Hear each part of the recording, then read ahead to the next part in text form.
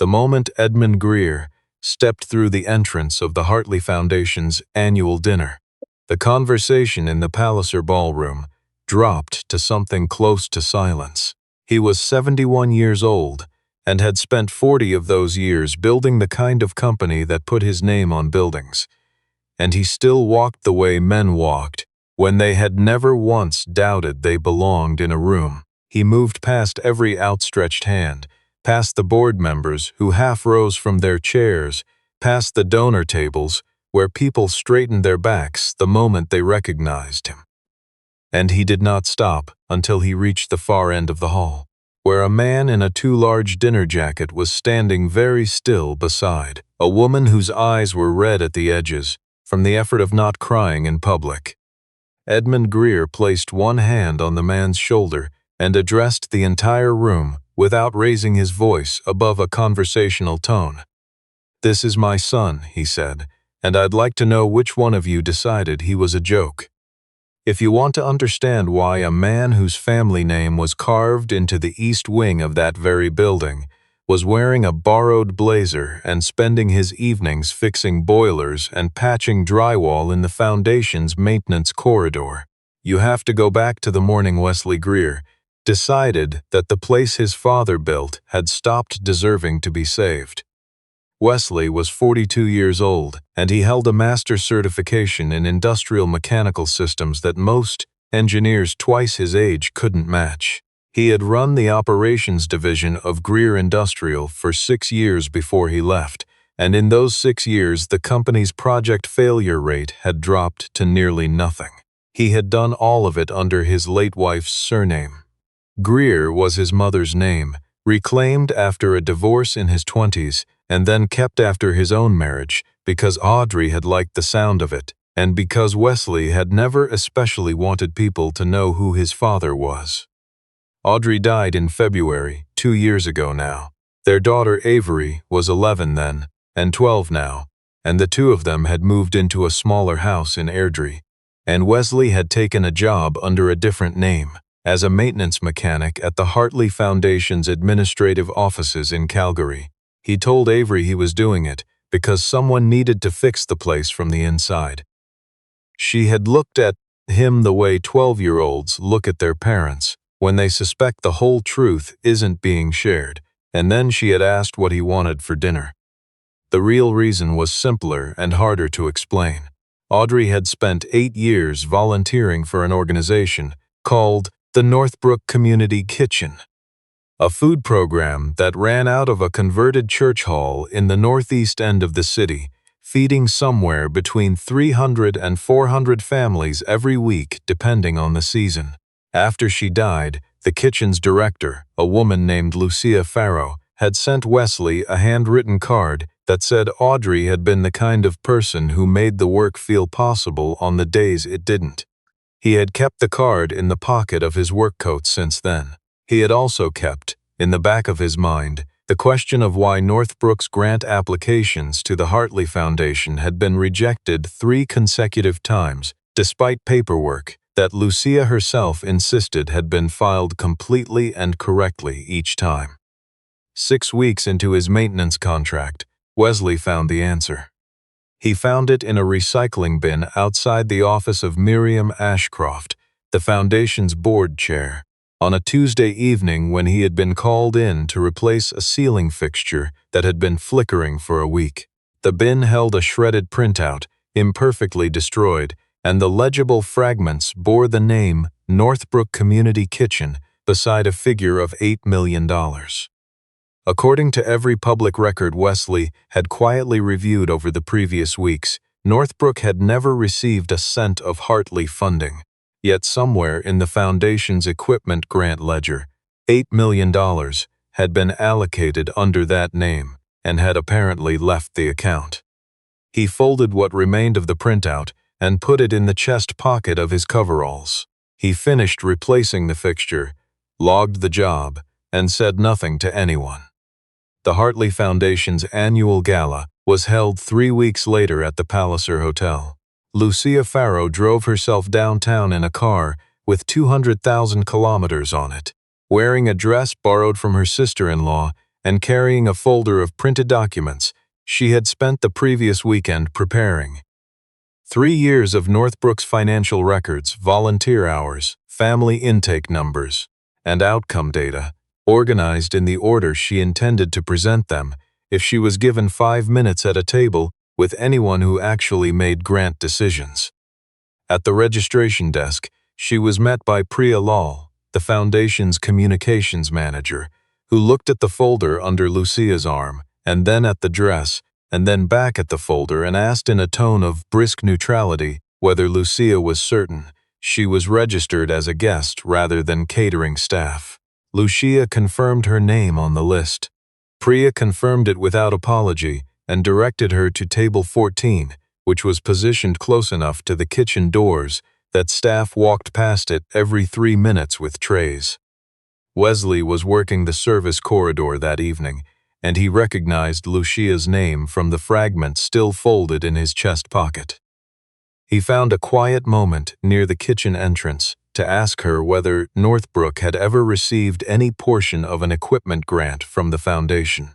She told him they had applied 3 times over 4 years and been turned away each time, always for administrative reasons that never quite made sense.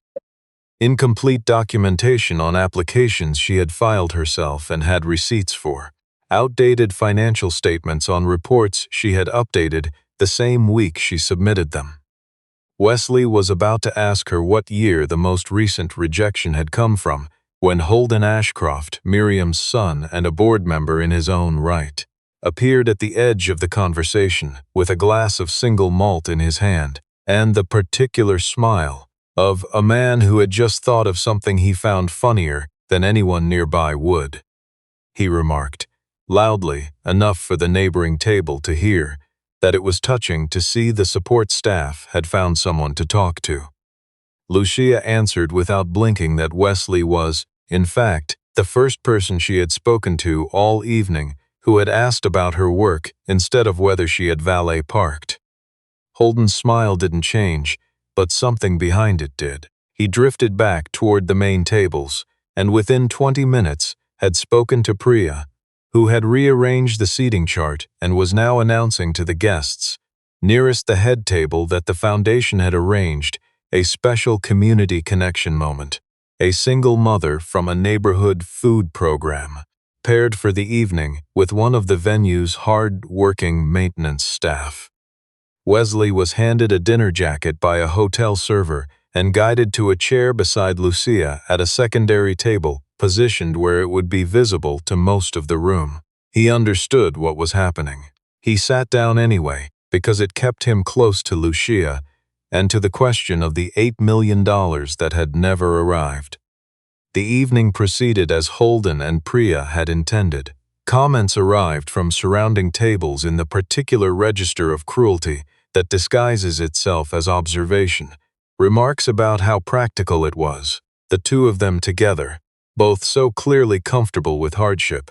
One woman asked Wesley whether the foundation offered employee discount dinners for events like this one. A man whose tie had probably cost more than Wesley's monthly rent leaned across and told Lucia that organizations like hers were so vital, so genuinely important to the texture of the city, and then asked whether she found the work exhausting, in the tone of someone describing a hobby they considered vaguely depressing. Wesley said very little. What he did say, he said quietly and without heat. When Holden drifted close enough to remark that a man who fixed pipes for a living might find the evening's conversations a bit beyond him, Wesley replied that he found most conversations manageable once he'd identified which pipes in the room were leaking. Lucia touched his arm briefly under the table. She was worried he was going to lose the job he needed to keep. She didn't know yet that he didn't need to keep it. Near the end of dinner, Miriam Ashcroft took the stage to announce a major new initiative. The Ashcroft Innovation Hub, a technology and skills training facility to be built at a cost of $8 million on land that Wesley had quietly determined was owned by a numbered company connected to Holden. The facility would eventually be leased back to the foundation. The Ashcroft family would profit from the arrangement in both directions. Wesley now understood the full shape of it. Priya approached the table then, with a sealed envelope and a small crowd of witnesses, announcing that the foundation wanted to recognize one of its dedicated maintenance employees with a token of appreciation for his service. She extended the envelope toward Wesley with the particular graciousness of someone performing for an audience. Wesley left it in her hand. He said, clearly enough for the nearest 4 tables to hear, that a man who worked honestly didn't need to be handed money for sitting through someone else's idea of an evening's entertainment. The room went quiet in the specific way. Rooms go quiet when something has happened that no one scripted. Edmund Greer had not been expected until after the awards portion of the evening. His cardiologist had suggested he skip the gala entirely. He had come early because his personal lawyer had called him from the parking garage to say that his son was being used as a prop in someone else's floor show, and Edmund had driven himself downtown and walked through the front doors of the Palliser Hotel without waiting for anyone to open them for him. He crossed the room the way he crossed boardrooms, directly, without detour, and when he reached Wesley, he looked at the too large dinner jacket and the sealed envelope still held awkwardly in Priya Lal's outstretched hand, and he said what he said. For a long moment, the assembled board members and donors appeared to believe it was an eccentric, affectionate gesture, a patriarch honoring a long-serving employee. Edmund did not allow that interpretation to hold. He told the room that Wesley Greer was his only son, that Wesley had worked for Greer Industrial for 6 years under his late wife's surname before stepping away, and that Wesley retained every legal right to walk into any boardroom within the Hartley Foundation whenever he chose. Priya's envelope hit the parquet floor. Holden rose halfway out of his chair before thinking better of it. Miriam Ashcroft's expression did not change, which told Wesley more about her than any document had. Within 3 minutes, Miriam had recovered sufficiently to produce a folder of her own. It contained a financial transfer authorization bearing Wesley's signature, or something that looked enough like it, approving the movement of $8 million under the Northbrook Community Kitchen designation. She presented it to the room as proof that Wesley had returned to the foundation under a false identity, specifically to conceal evidence of his own financial misconduct before assuming control during his father's declining health. Holden was already suggesting an emergency board review. Wesley studied the document for 30 seconds. He did not argue. He announced to the room and to the board members now very carefully watching him that he would accept no title, no authority, and no succession arrangement of any kind until an independent audit had run its full course. He said it without anger, and he meant it. Miriam had prepared for greed. She had not prepared for this. Lucia, still seated, was looking at the transfer authorization with an expression Wesley couldn't immediately read. She had spent 4 years managing Northbrook's bookkeeping without professional help, and something about the document was bothering her in a way she couldn't yet name. Then she placed it. The authorization was dated 14 months ago. Wesley had left his position at Greer Industrial 22 months ago. The signature couldn't be his. She also noticed that the grant application code printed on the form didn't match the code on the original paperwork she had filed. She had memorized that code because she had written it on every single page of 3 separate applications. She told Wesley quietly what she'd seen. He asked if she still had her copies of everything. She said the originals were in a filing cabinet at Northbrook, untouched since the day she'd submitted them. They left the gala together and drove to the church hall in the northeast end of the city. Inside the storage room, they found Northbrook's original first application, complete with the foundation's receipt stamp from 4 years prior. The same application that had later been collected by a foundation representative who claimed revisions were required and had never returned it. An exterior security camera old and poorly positioned, had recorded the collection visit. The face on the footage belonged to Priya Lal. As Lucia reached for the backup drive, the power to the building cut out.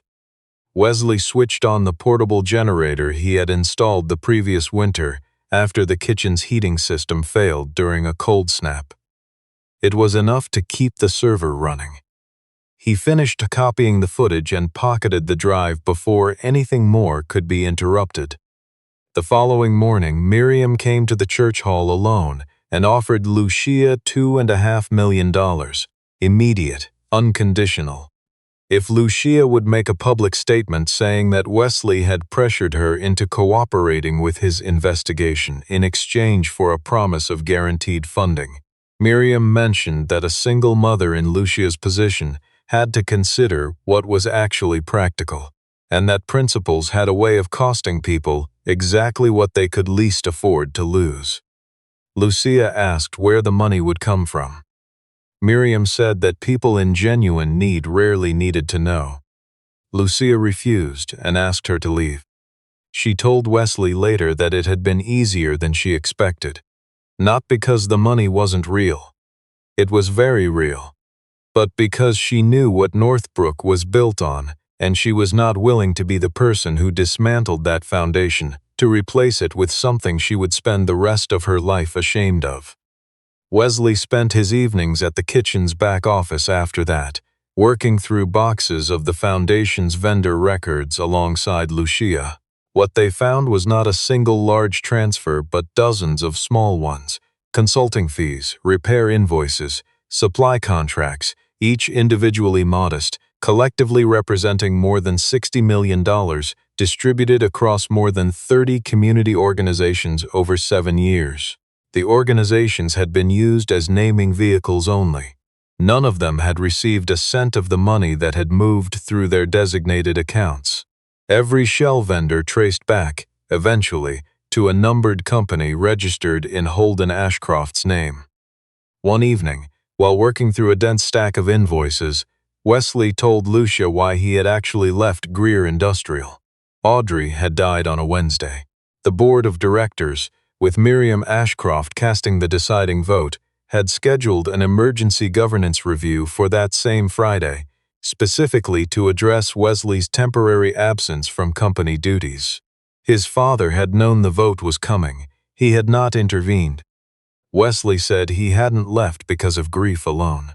He had left because he recognized he was about to become exactly the kind of man who let that happen, who absorbed that kind of thing, and called it necessary, and kept showing up on Monday mornings, because the alternative was admitting that the building his family's name was on was built on something he couldn't live inside of. Lucia was quiet for a while after he finished. Then she said she thought she understood, because grief had a way of clarifying what had always been wrong and making it impossible to ignore anymore. She told him that the fact he had walked away once mattered more to her than if he had simply stayed and inherited everything without ever questioning it.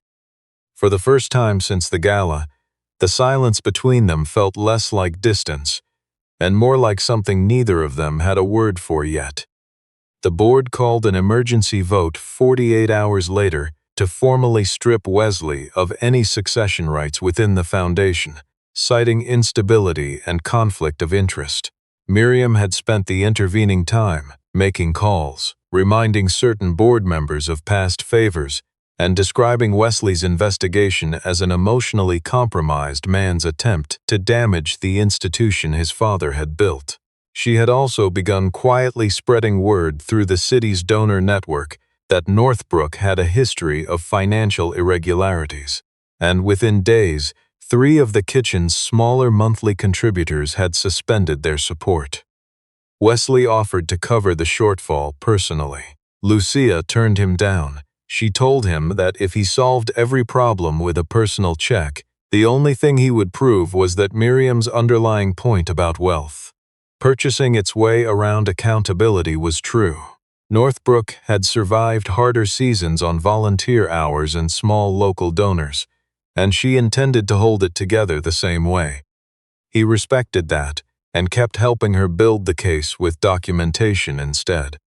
The hearing was already in progress when Priya Lal walked in carrying her phone and a printed transcript of a conversation she had recorded 10 days earlier.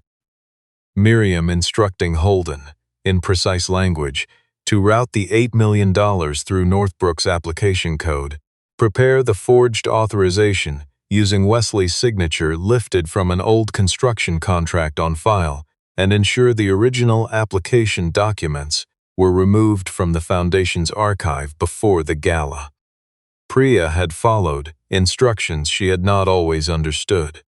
She had decided she was not willing to be the name at the bottom of something she now fully understood. The board voted. Miriam Ashcroft was suspended from every position she held. All transactions connected to her family's companies were frozen pending independent review. Holden left the hearing room without speaking to anyone. The complete case file was forwarded to the relevant financial authorities that same afternoon. Edmund stood before the board and confirmed that Wesley was his son, and then said something he had not said publicly before.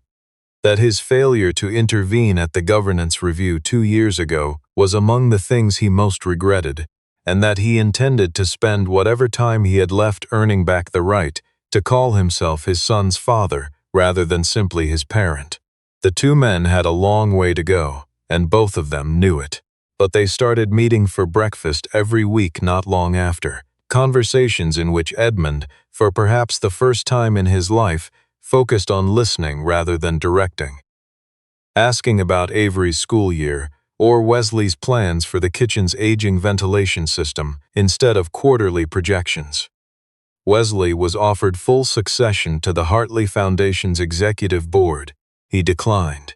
He proposed instead that the Foundation's next chief operating officer be selected through an independent review process, open to internal and external candidates alike, and that the position he was willing to apply for was operations director.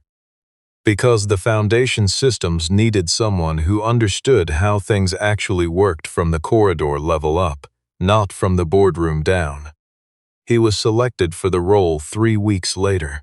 The selection committee noted that his week spent in the maintenance department had given him a working knowledge of the organization that no executive briefing document could have replicated. Which vendors were padding their invoices, which staff members were too afraid to flag problems through existing channels, which reporting systems existed on paper only. Every safeguard he proposed in his reform plan had come directly from something he had witnessed while wearing a uniform no one had thought to question. Northbrook Community Kitchen received its $8 million through a newly established independent grants oversight body. No conditions were attached regarding the Greer family's name or public recognition. Lucia applied through the same process as every other recipient. Edmund apologized personally to the directors of every organization that had been used by the scheme, 31 in total, and committed his personal assets to covering what the Foundation's own resources could not. The second annual gala was held 8 months later in the same ballroom at the same hotel. The seating arrangement carried no hierarchy. Board members, grant recipients, and Foundation staff were distributed throughout the room without distinction. Wesley arrived early enough to personally greet the hotel workers, setting up the hall before any of the donors arrived. Lucia noticed there was an empty chair beside him at the main table. She asked whether the event planners had simply left it that way. Wesley said that this time he had decided for himself who would sit there, and that he wasn't going to apologize for the choice. Lucia sat down. She didn't rush. She set her program card on the table and looked out at the room the way she looked at the kitchen. After the last family had gone home for the evening, with the particular quiet of someone who had held something together through a long season and was for a moment simply allowing herself to notice. Across the room, Edmund watched the two of them and did not interrupt, finally understanding that his son had not come back to reclaim anything. Wesley had come back because he believed that if a place had once stood for something worth standing for, it deserved at least one person willing to walk back inside and find out whether anything salvageable remained. The servers working the hall that evening were thanked by name at the close of the event.